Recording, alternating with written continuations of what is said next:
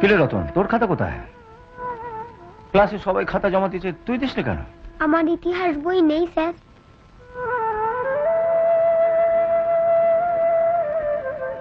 School ছুটির পর তুই আমার সঙ্গে দেখা করিস।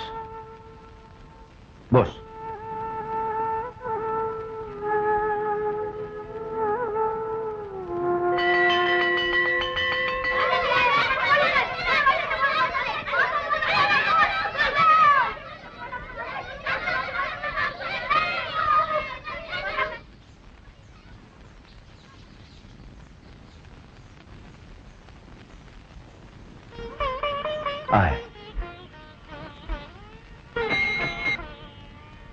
তুই তো ক্লাসে বললি তোর ইতিহাস বই নেই, তো ইতিহাস ছাড়া অন্য সব বই আছে তো? কিরে, আর কি বই নেই? অঙ্ক আর বিজ্ঞান। স্যার, কেশববাবুকে বলো আমি ডাকছি। হ্যাঁ, 3 থেকে 4 উঠতে তুই ফার্স্ট হয়েছিলি না? হ্যাঁ। তো তখন সব বই ছিল না, বন্ধুদের থেকে বইয়ের চেয়ে নিয়ে টুকে নিয়েছিলাম। বাড়িতে কে কে আছেন তোর? মা, বাবা আর এক বোন। বাবা কি করেন? বাবা কিছু করে না, মা পরের বাড়িতে কাজ করে। আমায় ডেকেছেন স্যার? হ্যাঁ, আসুন। আমার সামনের মাসের মাইনে থেকে একে 100 টাকা দিয়ে দিন। কি হলো? বলছিলাম কি স্যার, আপনার মাইনা থেকে টাকাটা দিতে যাবেন কেন? আমি বরং ক্যাশ থেকে টাকাটা দিয়ে দিচ্ছি, পরে অন্য কোনো খাতে দেখিয়ে দেব। যা বলছি তাই করুন, আমার মাইনে থেকে টাকাটা দিয়ে দিন। সরি স্যার, চলো।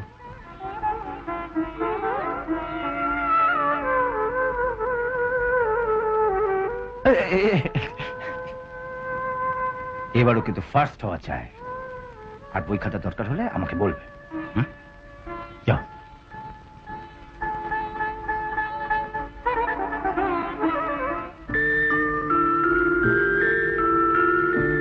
বাবার এক চামচে সিঙ্গাপুর গিয়েছিল, তাকে দিয়েই তোমার জন্য এসব বানিয়েছি। রাজু, তুমি কেন বুঝো না?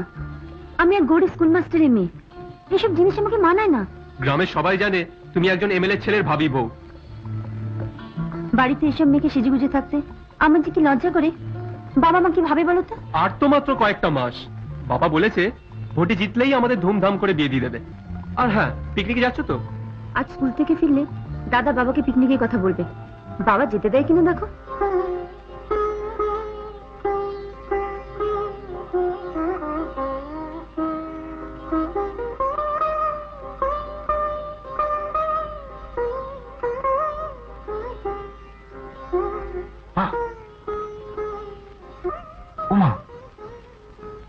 বাবাকে টাকাটা বলো, বাবাকে বলো। শুনছো, অশোক বলছিল রজত আর বন্ধুরা মিলে পিকনিক করতে যাবে। তুমি যদি ওকে 50টা টাকা দিতে তাহলে ওদের সঙ্গে যেতে পারতো। রজত মানে এমএলএ বিভাস চক্রবর্তী ছেলে, যে দিন দুপুরে ড্রাগ খেয়ে পড়ে থাকে? ও ড্রাগ খায় তো আমার কি? আমার কি মানে?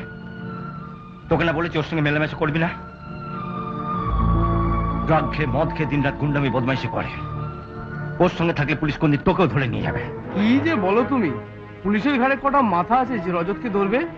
যে ধরবে তার চাকরি থাকবে? ওর বাবার এক চিরিতে সব ফিনিশ। বাবাই ছেলেটার মাথাটা খাচ্ছে, বুঝবে একদিন ঠেলা। তাহলে কি বলবো? তুই বলবি 50 টাকা আমাদের বাড়ির সবাইকার দুদিনের দুবেলা খাওয়া হয়ে যায়। আমার একার ফুর্তির জন্য অত টাকা খরচা করতে পারবো না। অন্যকে দেবার বেলা বাবার টাকা আছে, আর আমাকে দেবার বেলা বাবার টাকা নেই। তুমি বাবাকে বলবে চলো। ছাড়, তোর বাবা আবার কোন কথাটা শুনে বলতে পারিস? সারাটা জীবন তো নিজের মতলবেই চলে এলো।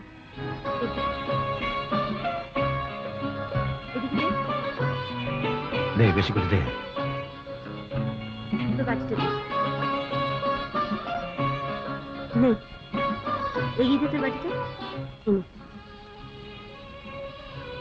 কিরে, জয়াজ পড়তে এলো না কেন? জয়ার তো সকাল থেকেই পেট ব্যথা শুরু হয়েছে। মেয়েটার কেন যে থেকে থেকে পেটে ব্যথা জ্বর হচ্ছে? আচ্ছা তোরা পড়, আমি আসছি। পড় পড়।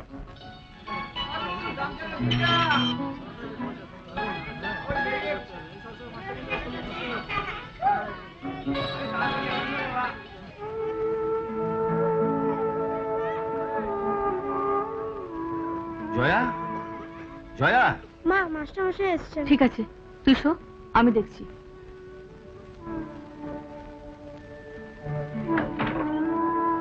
নমস্কার। মাস্টারমশাই আপনি? শুনলাম জয়ের নাকি জ্বর হয়েছে। হ্যাঁ, কাল থেকে খুব জ্বর, আর পেটেও নাকি ব্যথা করছে। ও, চলুন তো দেখে। আসুন আসুন।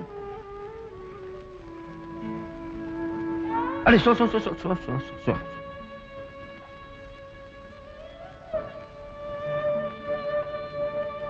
গায়ে তো বেশ জ্বর।